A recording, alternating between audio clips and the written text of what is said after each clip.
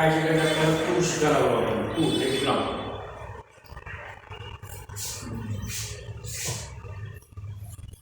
1 ग्राम 1 ग्राम म्हणजे तूर. विद्यार्थ्यांनो आपण आता तुरीचा पुढील भाग शिकवत आहोत.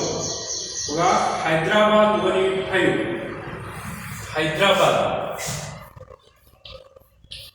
हैदराबाद 185 त्या जातीचे काय वैशिष्ट्य आहेत. Hyderabad 185 it is the late variety mature within 180 to 190 days. Late variety म्हणजे तिचं ड्युरेशन हे अधिक काळाचं म्हणजे पेरणीपासून काढणीचा कालावधी हा अधिक आहे. 180 ते 190 म्हणजे किती भागिले 30 करा ना, म्हणजे 6-7 महिन्यात निवडून येतो. Partially registered to meet time spreading variety partially registered थोड्याफार प्रमाणात विल्ट आणि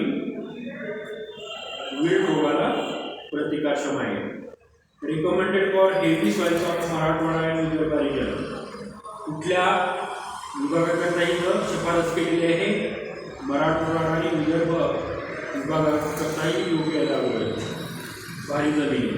यील्ड बघा 10 ते 11 क्विंटल पर हेक्टर. यील्ड बघा 10 ते 11 क्विंटल पर हेक्टर. उत्पादन किती आहे 10 ते 11 क्विंटल पर हेक्टर.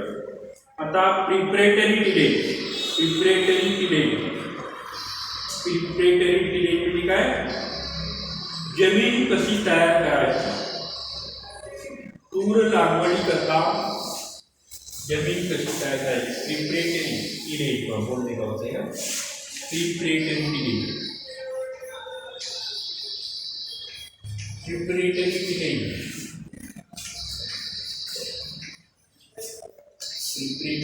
म्हणायचं त्याला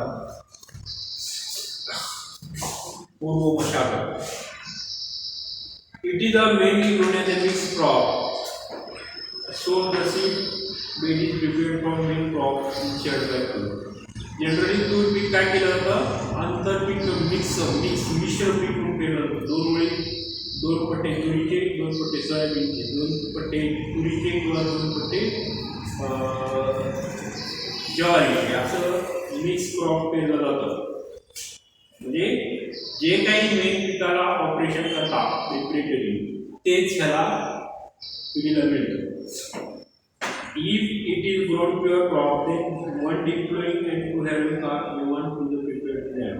तुम्ही जर सेपरेट पेरत असाल सेपरेट क्रॉप तर काय करायचं एकदा फळ नांगरणी करायची 2दा फुलवणी करायची.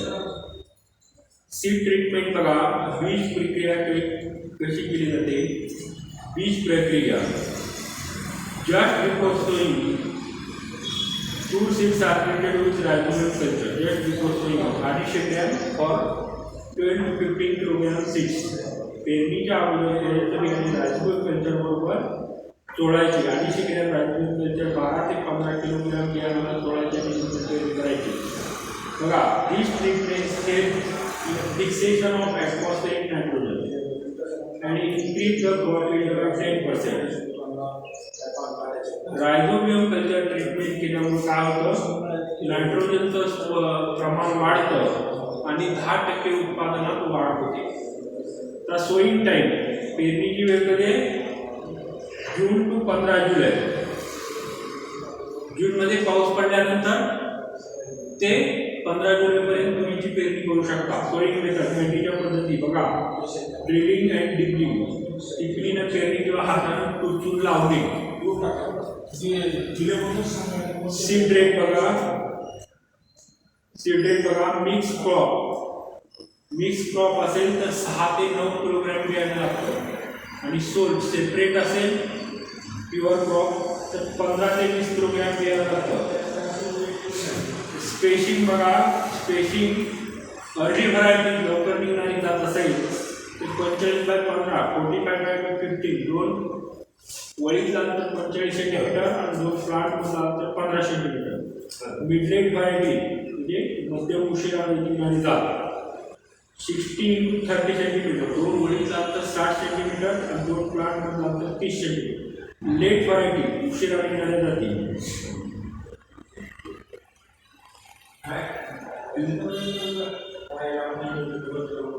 Late variety 75 by 30 centimetre, 75 by 30 centimetre म्हणजे 2 ओळींचं अंतर 75 सेंटीमीटर आणि 2 प्लांटमधलं अंतर 30 सेंटीमीटर. आता इंटरकल्चरिंग म्हणजे काय? आंतर मशागत कशी करायची? इंटरकल्चरिंग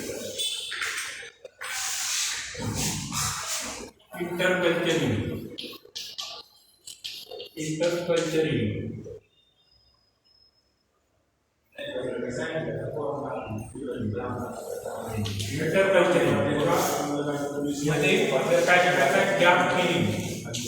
मराठीत त्याला काय म्हणतात? उताळ साधणे. मराठी शुद्ध मराठी म्हणजे काय म्हणतात त्याला? उताळ साधणे. म्हणजे जिथं उगवलं नाही तिथं लावणे.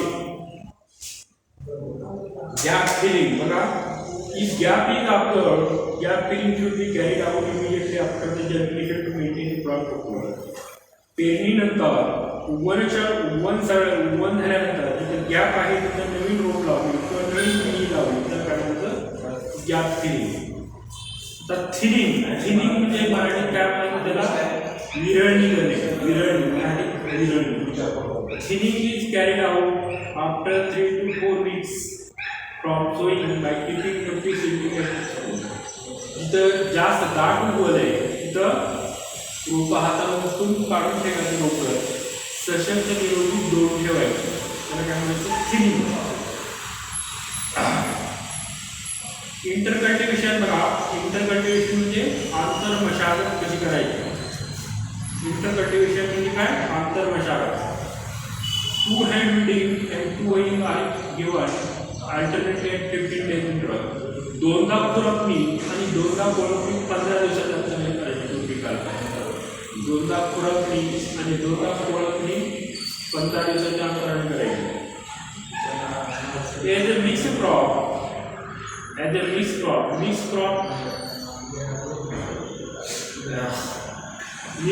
मिश्र घेतला असेल तर ऑपरेशन किंवा तुम्ही क्रॉप इन्शुरन्स मॅनेजमेंट क्रॉप मिश्र पीक घेतलं असेल तर काय होतं? मेन पिकाला जी आहे आत्ममशागत करतात ती शेअर करतो. मॅन्युरिंग म्हणजे खतं कशी द्यायची? पिकाला खतं कशी करायची? मॅन्युरिंग म्हणजे तुम्ही पिकाला खतं कशी द्यायची?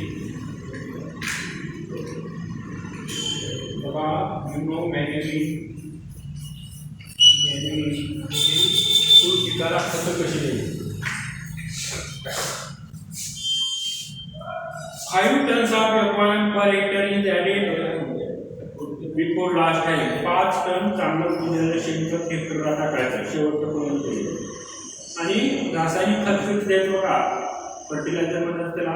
रासायनिक खत 25 किलो नायट्रोजन आणि 50 किलो P2O5 किंवा in the time of sale. पेरणीच्या वेळी 25 किलो नायट्रोजन आणि 50 किलो फॉस्फरस द्यायचा.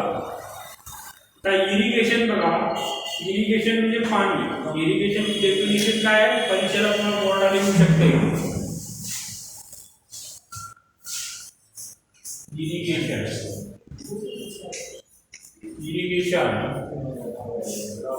इरिगेशन म्हणजे पाणी देणे. इरिगेशनची डेफिनेशन काय? Artificial application of water to the crop is called irrigation. म्हणजे अनैसर्गिक पाणी पावसाच्या व्यतिरिक्त विहीर, तलाव, नदी, बोर जे काही तुमच्याकडे सुविधा असतात त्याचं पाणी पिकाला देणे त्याला काय म्हणायचं? इरिगेशन. बघा generally crop is not irrigated. Generally तूर पिकाला पाणी दिलं जात नाही. But if there is a low rain, 2 protective irrigations are given at flowering and pod development stage. But if there is a low rain, जर असा gap पडलाय, सध्या कसा पडलाय तर तुमच्याकडे पाणी उपलब्ध असेल आणि फुलवऱ्यात जर असेल तूर पीक किंवा शेंगा भरण्यात असेल त्यावेळेस पाणी द्यायचं. अदरवाईज ग्रेन ड्रेनेज सिल्वर लागू फुलवऱ्यात असताना किंवा शेंगा भरत असताना पाणी किंवा ओव्हरटेकिंग जर कमी पडले तर आतले दाणे भरत नाही, उत्पादनात घटेल. बघा क्रॉप रोटेशन म्हणजे पिकाचं फेरपालट. क्रॉप रोटेशन म्हणजे पिकाचं फेरपालट. क्रॉप रोटेशन कशाबरोबर करतात बघा तूर is mostly grown as a mixed crop of जवार, कॉटन, बाजरी, ग्राउंडनट, उडीद.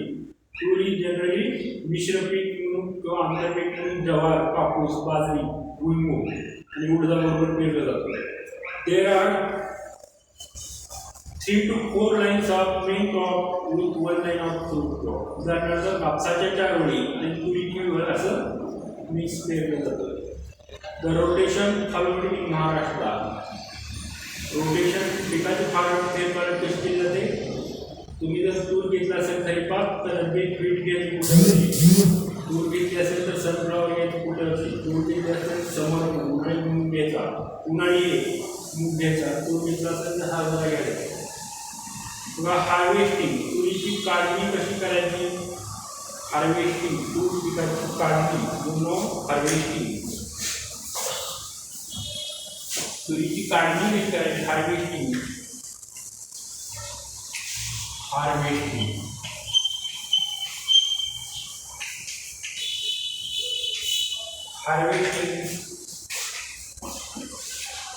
The duration of two crop ranges from 120 days to 200 days.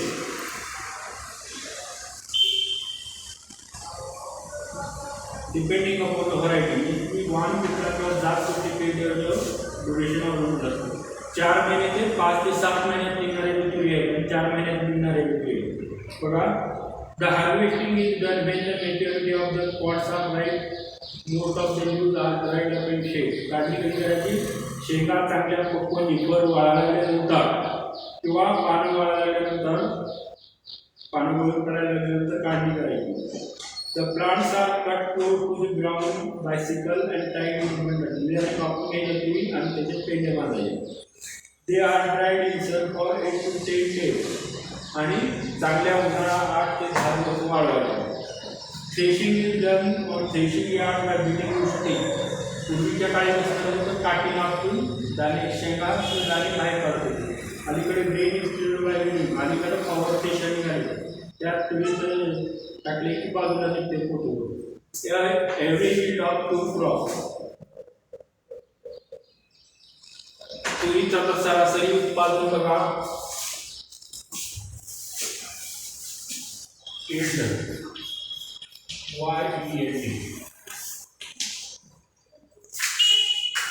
Yield बघा. Average yield of tur crop.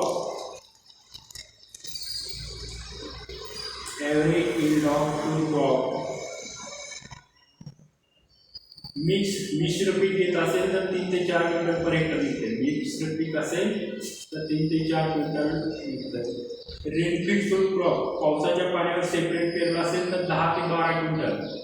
Irrigated crop म्हणजे पाणी घेऊन सोल सेपरेट क्रॉप पेरला असेल तर 18 ते 20 क्विंटल पर हेक्टर निघतो. पेस्ट अँड डिसीजेस त्याच्यावर येणारा किडी आणि रोगाचा प्रादुर्भाव कसा होतो बघा तुरीवर. इम्पॉर्टंट पेस्ट महत्त्वाच्या किडी. ग्राउंड पॉटवर पॉट कॅटरपिलर आणि leaf beating caterpillar.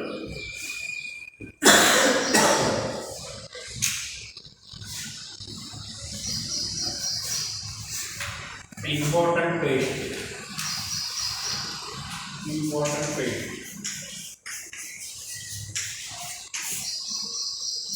Ground pod borer म्हणजे शेंगाळी असते ती कसं नुकसान करत असते. It is the most heavy pest of fruit crop. हे अतिशय नुकसानकारक किडी आहे पिकाची. दर larvae bore into the pod and feed on the developing place. हा बॉडी रिमेन आउटसाइड असतो. आणि काय करते शेंगा चिरते या शेंगातला त्याला फोम टाकते. तिचा अर्धा भाग बाहेर असतो आणि अर्धा भाग शेंगात असतो. तर पॉट कॅटरपिलर ही पण आळीच आहे शेंगा फुटवणारी. Nature of damage. The fly lets their eggs inside the pod. तिची माशी पाखरू जी असतं माशी त्याची अंडी काय करतं शेंगात घालतं आत शिरून खाली. The caterpillar hatches out the eggs and go into the seed. आणि त्यातून काय करतात, अंड्यातून आळ्या निघतात आणि ते आतलं दाणं खायला लागतात शेंगाचं. लीफ इटिंग कॅटरपिलर, पानं खाणारी आळी पुढची, पाणी खाणारी आळी. Nature of damage, larvae feed of the leaf, larvae काय करते, पानं खायला लागते. With resulting reduction of crop pollution, त्याच्यामुळे शेंगा भरत नाही किंवा शेंगा लागत नाही. त्यासाठी कंट्रोल मेजर काय, फॉर ऑल पेस्ट, तिन्ही पेस्ट करतात. Dusting of 1.3% Indian powder at the rate of 15 kg per acre, 1.3% Indian powder 15 kg पर एकरला भरायचं. किंवा स्प्रेइंग ऑफ 0.05% इंडोसल्फान और 0.03% डायमिथाइड किंवा 0.04% monocrotophos 20 days interval for 2 to 3 time, 2 ते 3 वेळा 20 दिवसाच्या अंतरानं हे खालील केमिकल्स म्हणजे फंगीस इन्सेक्टिसाइड कीटकनाशकांचं फवारणी करायची. कोणते कीटकनाशक आहे, 0.05% इंडोसल्फान, 0.03% डायमिथाइड किंवा 0.04% मोनोक्रोटोफॉस 20 दिवसाच्या अंतराने 2 ते 3 वेळा फवारणी करायची. बघा, इम्पॉर्टंट डिसीजेस, येणारे महत्त्वाचे रोग. आता तूर पिकावर येणारे महत्त्वाचे रोग, इम्पॉर्टंट डिसीजेस. Important diseases,